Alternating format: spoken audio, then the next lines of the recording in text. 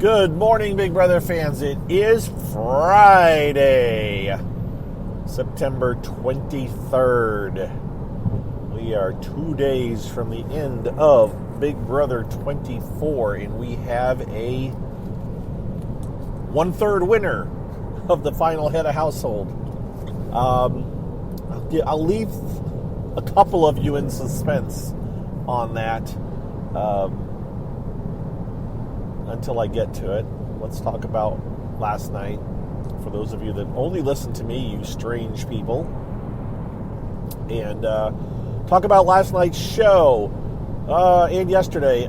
Yesterday, the feeds were on for a very long time, actually. They did not turn the feeds off until very close to showtime, like an hour before the showtime, maybe 2 hours. I don't know. It was very late in the day, and the last thing we saw of the feeds was Turner and Monty sitting in the kitchen playing cards while Taylor and Brittany were in the bathroom. Taylor had been kicked out of the head of household bedroom, by the way. They finally said, you got to get out. And so she and Monty moved out of the head of household bedroom. And so Taylor and Brittany were downstairs getting prepared. Brittany knew she was leaving. They were talking. I tweeted out the last bit of video that we saw of Brittany on the live feeds. She was talking to Taylor about the diary room. Taylor told her something, and it sounds like Taylor was telling her something about a final three that she had made. Possibly, maybe with Turner and Monty. I'm not even 100% sure. Someone told me what it was kind of about. I at first thought it was about Taylor and Monty having a little romantic relationship, but I did say Monty, right? But others corrected me and said that wasn't it. But the point was, Brittany was commenting on the fact that when Monty was head of household, the diary room, the production kept asking her about her thoughts about the fact that Taylor is spending so much time upstairs in the head of household bedroom, and like they were trying to get her to discuss it or trying to get her to talk about it. And this is kind of one of those moments where it's like we talk about diary room influence and how they may not, well, apparently they ask you to say things too sometimes, obviously we know that, but in this case she said it was very obvious to her that production wanted her to, talk about or pay attention to the fact that Taylor was spending so much time in the head of household room with Monty. And that is kind of one of those annoying things. It's kind of like, way back when in the day, the diary room, at least the diary room sessions seemed to be much more organic, and the house guests would talk about whatever they wanted to talk about, and production would film it and then, piece together a story or videos and stuff like that. Whereas now, you definitely, and this, I'm not telling anybody anything they don't already know at this point. Now it's much more. They bring the house guests in and they just ask them question after question after question, and then say, well, how about you say this, or how about you say that, in which they may say, well, we're just trying to help you organize your thoughts, but in reality, they're trying to get them to talk a certain way or say certain things. As a matter of fact, I think it was maybe Brittany that said that, for the longest time they tried to get me to say this and I just wasn't going to do it. I think it was about something to do with Michael's vote, or maybe it was about why she voted the way that she did when she voted out Taylor. Like they were trying to get me to say this and I just wouldn't do it, kind of a thing. I don't know. I'm not telling anybody anything that they haven't heard before unless you're brand new to it. But the point is, yeah, the diary room has a lot of influence. Now, I will take it to say that there were, I commented on somebody's tweet earlier, actually yesterday, where they said, I know that the diary room tells people about what's being said on Twitter or social media. It's like, no, they really don't. They don't reveal to the house guests what is being said outside the house. They may have conversations For example, like with Kyle, where they kind of like, maybe you ought to think about what you're saying. I do think they have little talks like that where they kind of say, maybe how do you think this will be perceived or what? I think they have those kind of conversations, although I can't say exactly how it goes, obviously, but that definitely is a feeling I have. But I do not think they say, well, outside the Twitterverse loves someone, or they like this, or they really are mad about this. That I do not think happens. So for what it's worth, it's a line, but it is, I do believe there's a lot of manipulation that goes into the diary room at this point. I don't think it's to the extent that some people think it is. If that makes sense. Yes, I am a bit of a conspiracy theorist, but I don't have the tinfoil on. I just kind of shake my head at it and go like, yeah, God, it's so annoying that they do this stuff.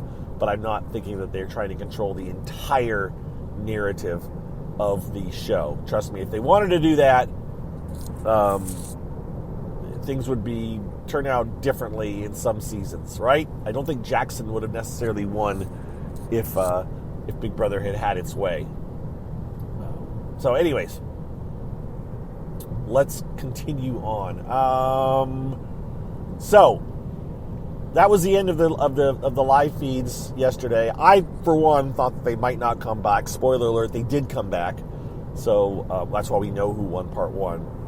But I'm happy about that. I just felt like we get treated kind of poorly anymore by CBS. So I would not have been surprised if they had cut it off. But they did bring them back. So we did get to see the live feeds, and we did get to see who won it.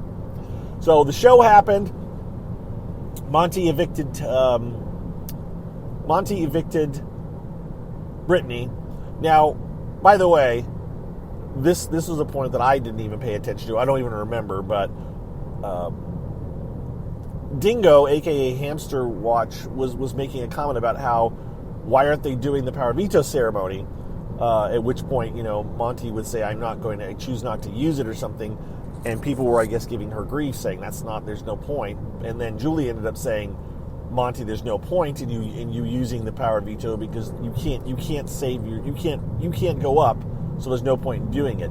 However, someone pointed out to her that I guess on season 5, so this is going back a long ways,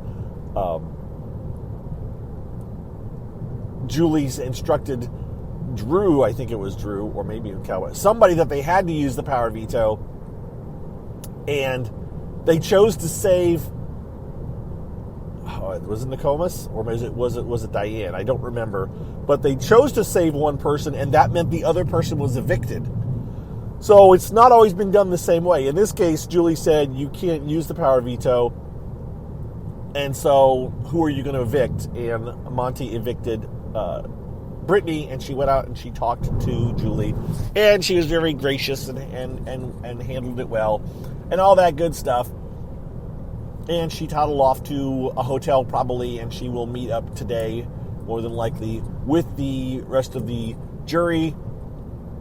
Probably will not go to the head of household, to the jury house. She will go straight to a hotel for a couple of nights. And that will be that. So, anyway, so that happened. So Brittany got evicted, and then the feeds, they had the cookout come out. I'll be honest, I'm not disrespecting the cookout, but I really don't usually care for guests, whoever they are, and so I didn't pay attention to a whole lot of what the cookout said. They really didn't. A lot of the answers they get, like Julie tried to get them all to say who they thought should win, and they really didn't say a lot. I remember Derek X saying he didn't pick somebody, but he mentioned Turner and Taylor. I think at least a couple of them said Taylor, not Turner. Yeah, Turner and Taylor. A couple of them said Turner, or a couple of them said Taylor. I don't remember if anybody said Monty as well, but the point is, they talked about that, and then at the very end, Julie went back to the house guests, and they popped the bottle of champagne, and Julie also told them that the finale was on Sunday. They've been thinking it was going to be like next Wednesday, so they were kind of a bit shocked by that. But show ended with them popping champagne, and then, of course, that was the end. We know that they usually, and it was confirmed, they now record their memory lane episodes, which will be shown tonight, which, I mean, I'm not saying don't watch it. I'm just saying you're not going to see much except for the very end. They'll start the final part 3 of the Head of Household, which they did last night, not shown on the feeds yet again, of course. That's never going to happen again, I would say.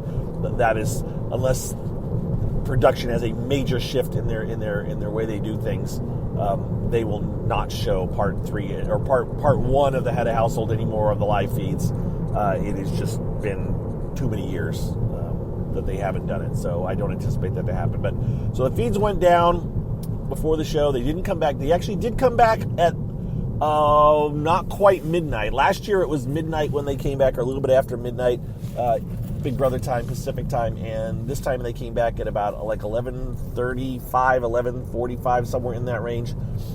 They came back, and we found out that, drum roll, Turner won part 1. We knew that there would be some kind of a cookout, like backyard barbecue, it sounds like, theme, or nod and wink to the Cookout Alliance. Had a household competition, it was it involved some bit of spinning. It was a multitask, it sounds like, to a certain extent, of a competition. So I'm not sure if it was an actual endurance competition or it may have been a somewhat task-oriented. Remember, was it season 18 where they were just like cats and they had to run around and do certain things, but it ended up being a endurance at the end of that competition, and then Paul won it, I think. So it may have been something like that, but there was some spinning involved because Turner was surprised he won it because he's a spinner. Paul also, Paul and Taylor also commented on the fact that it wasn't well designed for Monty to win because he's bigger than Turner and Taylor. Turner thought that Taylor should have won it, but apparently Turner outlasted Taylor. So remember, Taylor's won 2 competitions. One was the wall, which I will still maintain that even though Joseph's the only one that said he threw it to her, I think others threw it as well. So Taylor's only won 1 competition. Right? Did she win a PO? She's won 2 Head of Households, but as I said, one of them was kind of thrown to her. But Turner won part 1. And part 2 apparently will be at some point today, probably late afternoon, early evening, where Monty and Taylor will face off in something that is usually days-oriented, putting things in order, or it's a memory competition. Neither one of them is particularly great at these kind of things. I would say that actually none of them are very good at this kind of stuff. So it's a total toss-up on who might win this competition. So we'll just have to wait and see. Right? Who won the last one? I can't remember right now. Did Monty win it? I think Monty won it, right? Well, that was a math one. That Monty won. So it could favor Monty, which means that Monty and Turner could face off in part 3 live on Sunday night. But somebody is going to face off against Turner live on Sunday night. And the question is now, of course, who is going to take who among those if they win it? If Turner, it will be Turner versus, either Turner's going to be your final Head of Household or one of the 3. How's that for an answer? Of course. One of the 3 of them will be it. Turner is definitely in the running, and we'll have to see if it's going to be Taylor or Monty later today. I'll probably try to let you guys know tomorrow once I know who the other person will be, and then we'll just be a waiting game. And of course, we're not going to be able to get a whole lot from the discussions that happen on the live feeds. Turner and Taylor talked a bit earlier this morning while Monty was in the Head of Household, but they were basically, saying, yeah, I think this is Monty's competition, and Turner saying, I think I'm second place to either of you. It doesn't matter who I go to the finals with, I will be second place. Of course, they're playing a mental game of setting themselves up in case the other person gets to make that choice, because one of the 3 will get to pick who goes with them to the final 2. And Turner doesn't want to say anything that wouldn't turn off Taylor and not make Taylor not want to pick him. I do not know who Taylor will pick at this point. She wanted to take Brittany. And I don't know who Monty really wants to pick. I really don't think Monty wants to be in that situation. I think Monty thinks he can beat either of them, but he may not have the opportunity to pick either of them. He may be the one getting picked, which is what he may also want, and assuming that either of them will pick him, but I'm not sure. I don't know. I don't know if Taylor will pick him. That is about it. America's Favorite Player voting has started. You get 10 votes total per email address. You got to register at cbs.com. So anybody who wants to game the system, you just need to have a bunch of different email addresses that you register with CBS, and you log into their site, and then you can vote up to 10 times. 10 total votes, not 10 per day, 10 total votes. There is no texting element to it this year. So people can't do fake email, fake advertisements to get people to text, which I wonder what would happen. I don't know who's going to win it. I would think Taylor will win America's Favorite Player, but there's a strong contingent of people also voting for Joseph. And so it's possible that could split a vote and somebody else could come in, but I'm not sure. Usually Julie announces the top three. So I would definitely say that Taylor and Joseph will be two of the top three. I do not know who the third one will be. No clue. No clue at all. I've seen lots of other people voting for different names. So your guess is as good as mine on who the third person vote getter will be. But that is going on. I'm trying to think if there's anything else to tell you, and I can't think of anything right now, and I am basically pulling into my last day of training. Yay! Hopefully I pass my test, please. I think I've talked about this on the people that are IT related. This is ITIL training. Foundations 4. I haven't done training for stuff for years, and I'm glad I usually don't do this kind of stuff, but our organization is doing it across the IT community, and so I am doing it. But my final class is today, and my test is afterwards, and yada yada, all that good stuff. I'm parking. Have a good Friday. I will talk to you probably at some point tomorrow.